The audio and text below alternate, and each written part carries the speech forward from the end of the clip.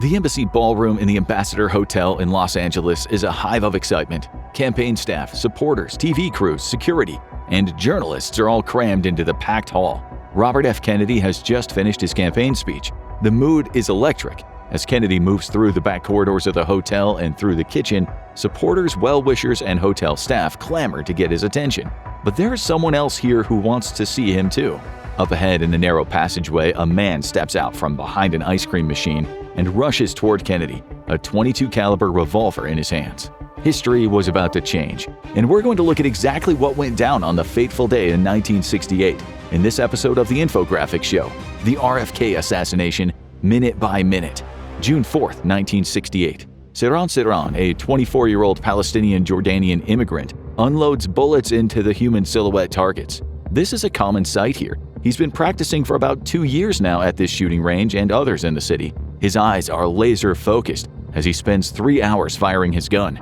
Meanwhile, in Malibu, Robert Francis Kennedy is at the residence of his friend, the award-winning filmmaker John Frankenheimer. Sirhan is at the bar of the Ambassador Hotel, sitting in the corner alone. He knocks back a beer and then another and another. He looks agitated. RFK spends the afternoon attending campaign events around LA. He makes some speeches and meets his supporters, and that's it. The final push. He's brimming with confidence when he greets the crowds. 6 p.m. Sirhan is still drinking at the bar. He looks slightly drunk now. The bar is filling up with journalists, TV crews, and campaign supporters. 514 guests fill the 512 rooms. 244 staff are working, and people keep coming in off the street. They all want to get a look at RFK. There must be a few thousand people here tonight. After what happened to his brother, RFK has deep concerns about someone trying to hurt him. But he accepts the fact that by running for office, he's playing, quote, Russian roulette. He recently said, "You've just got to give yourself to the people and to trust them. And from then on, it's just luck. Either it is with you or it isn't." He says you can't have a country where the president is afraid to go among the people. If he becomes president, he plans to reinvestigate the assassination of his brother, but for now, all he's thinking about is winning California. He stands up from his pool chair and looks at Frankenheimer. It's time to go meet the crowds. 8 p.m. Frankenheimer and RFK pull up outside the Ambassador just as polls are closing all over California. In the hotel lobby, a man and a woman are grabbed by security. The stickers they've been handing out all read, "Kill Kennedy." There's barely even an LAPD presence except for 8 officers and 4 squad cars who've been told to look for suspicious activity around the hotel. Inside, there are just 11 permanent security staff for all 8 floors. Another 6 security staff have been hired from the Ace Guard Service. RFK has 3 personal bodyguards, since in 1968 presidential candidates were not given Secret Service protection. What's about to happen will change that forever, though. 9 p.m. The main campaign staff on the 5th floor break out into cheers and clapping as CBS predicts RFK is going to win the state's primary. NBC and ABC still aren't sure, though, and haven't declared a winner. Feeling nervous and excited, RFK paces up and down the corridor. Paul Schrade, who's played a major role in securing Kennedy working-class votes, arrives at the hotel. He was going to watch the results at home, but he decided to spend the night with his friend. Downstairs, all the TV crews are setting up in the embassy room. It's so full you can barely move. For William F. Gardner, former LAPD lieutenant and now head of security at the hotel, it's a nightmare. There are too many people. He's put one of his guys upstairs to watch the campaign suites. He put 5 on the ground floor and 4 on the 1st floor where the embassy room is. Sirhan is skulking about, keeping his distance from security. A woman bumps into him and gets a good look at his face. He doesn't apologize. He doesn't offer a smile. He's in the zone. Only RFK's campaign staff, journalists, and officials should be allowed into the embassy room, where the main doors are guarded. The problem is it's accessible from the main kitchen, a pantry, and other adjoining rooms. 9:30 p.m. The ballroom is at the bursting point. Fire marshals start kicking people out who don't have a red Kennedy campaign badge or a yellow press pass. They tell the security at the door that from now on, it's 1 out, 1 in. Activist and writer for the Los Angeles Sentinel community newspaper, Booker Griffin, sees a young man who looks out of place. Griffin will later identify this man as Sirhan Sirhan. 10:30 p.m.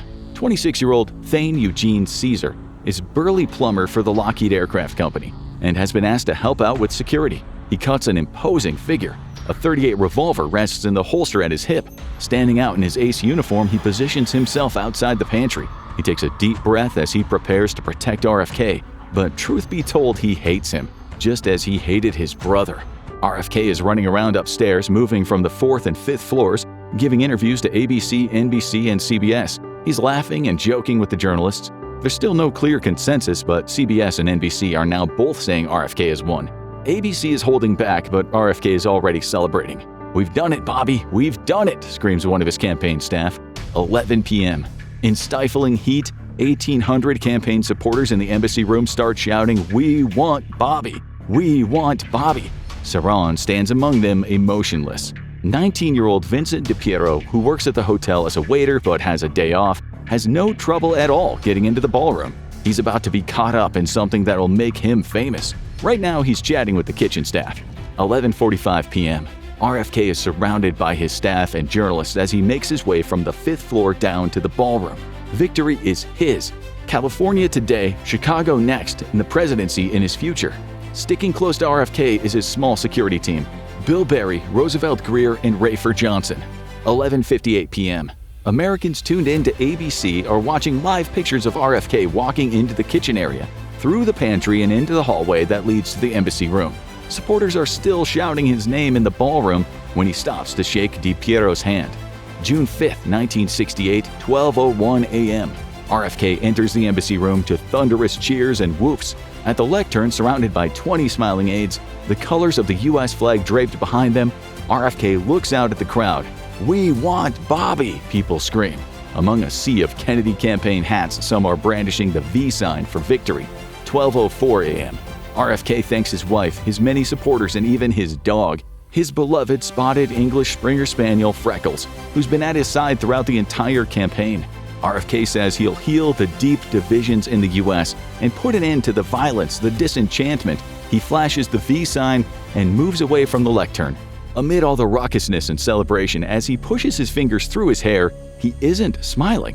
A look of forlorn, painful contemplation crosses his face. 12:14 a.m. Sirhan is waiting, surrounded by people in what's become a carnival atmosphere in the pantry and kitchen area. He feels for his .22. It's still there. He has no doubts. He feels no guilt, no fear. There are 77 people in his vicinity. Some of them will clearly see what he does next. The next stop for RFK is the ambassador room to meet the supporters who haven't been able to get into the embassy room. From there, he has a press conference lined up with non-broadcast journalists. The idea is for him to walk through the crowds, but his campaign manager Fred Dutton tells him it's too rowdy and congested. They change the route and decide to go back through the kitchen where it's not as hectic. How long this new route has been known is hard to say, but security officers Fred Murphy and William Gardner seemed to know about the route change when RFK was making his speech. Word had obviously gotten around. It must have gotten to Sirhan because now he's positioned in the perfect place to complete his mission. RFK steps through the curtain at the back of the stage, walks through an anteroom to its back door, and turns right down an incline, through a vestibule and into the pantry. His bodyguard Bill Barry has gotten separated. Barry is concerned about going through the kitchen. It's not secure. RFK has told him to take care of Ethel, who's further back. Another bodyguard, Olympic gold medalist Rafer Johnson, is also a little behind Bobby, as is the bodyguard former football player Rosie Greer. All these men are giants, strong, athletic, and completely fearless. Bill Epridge takes a photo of RFK autographing a poster owned by a 21-year-old bookstore clerk named Michael Wayne. Sirhan waits. He hears the melee heading his way. A few people glance at him. He's just standing there, not celebrating. Two staffers at the hotel, Carl Euchre and Edward Manassian, flank RFK as they walk into the kitchen. Just in front of RFK is the ambassador security officer Stanley Kowalek. Thane Caesar, the armed ace security guard, is right behind him, brushing up against his back. 12:15 a.m. Sirhan glares at the incoming group, his eyes focused on Kennedy. He slips his hand down toward the gun. The people next to him are still clapping and cheering. Standing nearby is the Polish journalist Stanislaw Pruszczynski. After RFK's speech, he unclipped the mic that he placed on the podium. As RFK approaches, Pruszczynski is unaware that the mic is still turned on. Pruszczynski doesn't know that he has an evidence bomb in his hands. Euchre helps RFK through the pantry's double swing doors. Vincent DiPiero is following them as they pass an ice machine on the right wall. Euchre is holding onto RFK's arm, trying to guide him. Paul Schrade is also in this group. RFK stops and shakes two kitchen workers' hands. Schrade smiles. He thinks, this is the next president. Several feet away stands Sirhan. DiPiero looks right at him as Sirhan lunges forward. Two shots are fired. Stanley Kowalek is facing Bobby as the shots zip past his ear. Paul Schrade feels like he's been electrocuted. He's now falling to the floor. His blood splatters in the face of DiPiero. More shots are fired. It sounds like fireworks going off. RFK staggers and puts his right hand to his right ear. Thane Caesar, who's just inches behind RFK, falls back as RFK collapses, blood leaking down the side of his face. Caesar has seen the assassin. He tries to draw his gun, but he can't get a shot off. Euchre is right in front of the assassin when the shots are fired. He puts his arm around the man's neck, gets him in a headlock, bends him over the steam table. Euchre can't get the gun out of Sirhan's hands. The bullets spray into the crowd. A woman is hit in the forehead. In 6 seconds, 5 people are hit. There's a stampede to get out of the pantry. 12 seconds after the first bullet is fired, CBS TV cameraman Jim Wilson, who's forced his way into the melee, turns on his camera and starts filming. The film shows Schrade not moving on the floor. RFK is lying on his back, his arms outstretched. People at home are watching the carnage on TV and hear the words, "Senator Kennedy has been shot." Is that possible? At RFK's side is a 17-year-old Mexican hotel busboy, Juan Romero. Kneeling, he leans into RFK and says, "Come on, Senator, you can make it." In a faint voice, RFK asks, "Is everybody okay? Is Paul all right?" Meanwhile, Sirhan is being tackled by several men. Barry punches him twice in the face. They manage to make him drop the gun, but he somehow gets it back again. 12:17 a.m. A reporter from KRKD, Andrew West, records himself telling people, "Get away from the barrel. Get away from the barrel, man." 20 seconds later, Roosevelt and Greer finally get the gun. West tells everyone, "Ladies and gentlemen, they've got the gun away from the man." Barry is now kneeling next to RFK. Greer is there too. He notices a rosary in Kennedy's hand, placed there by the busboy Juan Romero. A few moments later, Ethel is at Bobby's side. She's relieved to still see he's conscious. "Ethel, Ethel," he mutters. "Bobby's been shot," people shout. The news traveling through the ballroom. Amid the crying and the screaming, someone gets on the stage and asks for a doctor. A radiologist named Dr. Stanley Abo is one of the men who answers the call. Abo can see that the shot that's hit Schrade is probably not fatal. He attends to RFK. The heartbeat is fairly strong. His breathing is shallow. His left eye is closed, but his right is open, staring out blankly. Abo finds a small entry wound just back of the right ear. He sees a mass of clotted blood around the wound, with a small amount of blood oozing out of the back of the neck. Inserting his finger into the hole, he manages to unblock the clot. RFK becomes a little more conscious. Maybe, just maybe, he can survive this. 12:23 a.m. Ambulance Unit G18 slams on its brakes outside the hotel. 2 crew, Max Berman and Robert Holzman, push their way into the pantry and carefully roll RFK onto a gurney. He moans 3 words, "No, no, no." People are now on the scene. People are trying to get into the ambulance. The cops are trying to pull them back. Twice, the medics close the door and the crowd pulls it open again. The ambulance is soon on its way to Los Angeles Central Receiving Hospital. As images of the chaos flash on TV screens, people ask how this could have happened again. First JFK, Malcolm X in 65, then MLK, and now Bobby. One of the CBS journalists thinks the country is coming apart at the seams. The jubilant crowd of the ballroom has turned into an angry mob. 12:27 a.m. Officers Arthur J. Placentia and Travis R. White try to push Sirhan into a police car that's parked outside the hotel. A hostile crowd formed. Rage is bleeding into the street. Jesse Unruh, Speaker of the California State Assembly, former campaign manager to JFK, and one of the people who persuaded RFK to run for election, assures the crowd, "This one is going to face trial. Nothing is going to happen to him. We aren't going to have another Dallas." The crowd surge forward, surround the officers, and start throwing punches at both the officers and Sirhan. The cops push back and bundle the suspect into the car. It speeds off. Unruh is in the passenger seat. Placentia is in the back. Placentia reads Sirhan his rights. "Do you understand this?" "Yes." "Why did you do it?" "I did it for my country." "Why him?" Sirhan pauses, looks Placentia in the eye, and mumbles, "It's too late." He doesn't say another word. The cops take the smaller streets, hoping to avoid mobs of angry people. 12:45 a.m.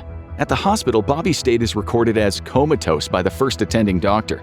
There are noticeable wounds on his back. Blood is oozing from his ear. His dry and lusterless eyes are described as wide open. With the aid of oxygen, he can now breathe. His pulse and heartbeat are growing stronger. He needs immediate brain surgery and is rushed to the Good Samaritan Hospital 3 blocks away. 1 a.m. At the Rampart Division Police Station, Sirhan is searched. Police find 4 $100 bills, a single $5 bill, 66 cents and change, a comb, 2 .22 caliber cartridges, and 3 pieces of paper. One piece looks like it contains a poem or a song about RFK. Another is a newspaper ad for a campaign rally at the Ambassador that had taken place 3 days before. The other scrap is the newspaper clipping about RFK saying he'd help Israel by sending 50 aircraft. They find no ID. Right now, the police have no idea who they have on their hands. Sirhan is taken into interrogation room B. Sergeant William Jordan turns on the room's tape recorder. The tape picks up only silence interrupted by erratic breathing and incoherent mumbling. The suspect looks up at Officer Fred Willoughby, who is drinking a cup of hot chocolate. "Can I have some of your drink?" 1:45 a.m. Rayford Johnson walks into the Rampart police station. He has the gun, a .22 caliber 8-shot Ivor Johnson, a gun usually associated with cheap criminals.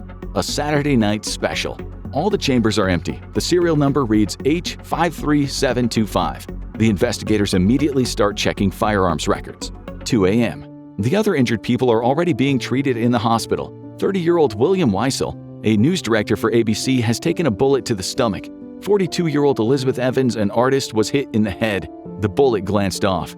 Erwin Stroll, 17, a student campaign worker, has been hit in the backside. And Ira Goldstein, 19, a reporter for the Continental News Service, has taken one to the calf. All the removed bullets are taken into evidence. All added up, there are 8 bullets from a gun that fires 8 rounds. The injured group will be all okay, including RFK's friend Paul Schrade, although he has bullet fragments in his skull which will require cranial surgery. 2:05 a.m. Surgeon Dr. Henry Cuneo arrives at the Good Samaritan and takes over from the other doctors. He has RFK put on a bed of ice to bring down his temperature. It doesn't look good. Ethel is at the bedside as a Catholic priest, Father Lawrence Joy, administers last rites. 2:15 a.m.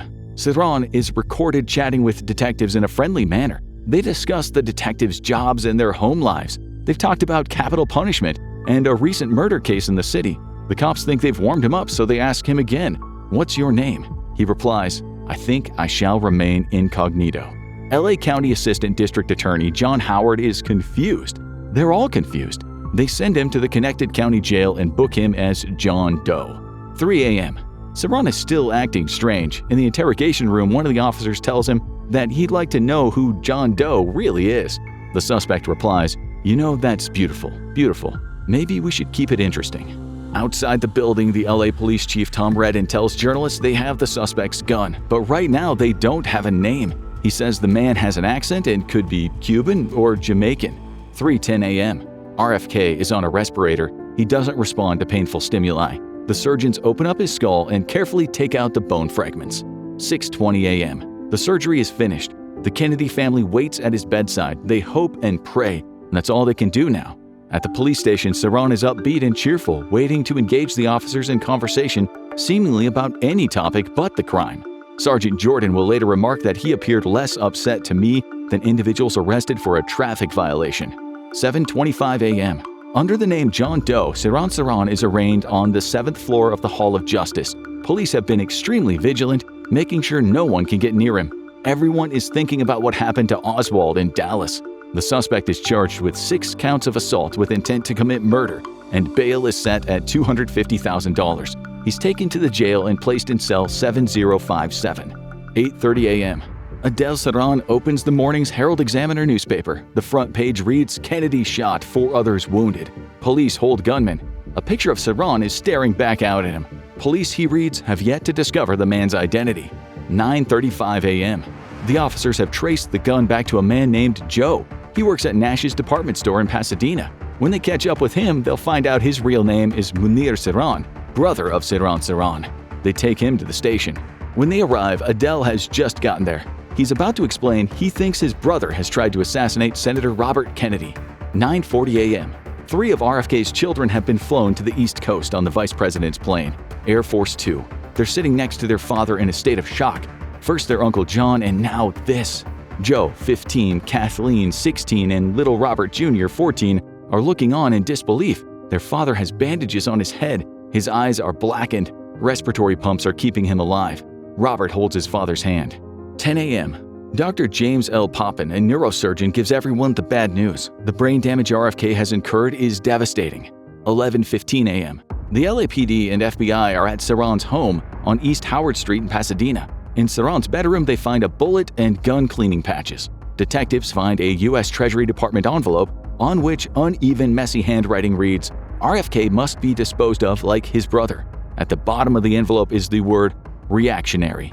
The detective pulls out a green wire-bound notebook. The pages are full of scrawls and dates. May 18, 1968. RFK must die. RFK must be killed. He's written it over and over. They literally have a smoking gun. It's already been confirmed the gun has recently been fired. 4 bullets hit RFK, including one that went through his clothes, and the other 4 hit the injured people. They have Sirhan, who was caught in the act with a gun in his hand in front of countless witnesses, and now they have pages of notes in what will be confirmed to be his handwriting, stating his intention to kill RFK. Sirhan will admit the notebook is his, but will say he doesn't remember writing the notes. 6 p.m. Dr. Poppin examines RFK again. He takes out his pen and writes, "Electrical brainwave stopped." 8 p.m. Sirhan's mother and his brother Munir visit him in jail. Visibly shaken, he tells his mom, "Mother, I don't remember. I don't know what's happened." 2 a.m. Frank Mankiewicz, a journalist, issues his final medical bulletin to the press in the hospital's makeshift press room. In homes all over the U.S. on their black and white TV screens, the words "Live from Good Samaritan Hospital" appear. Mankiewicz delivers the news.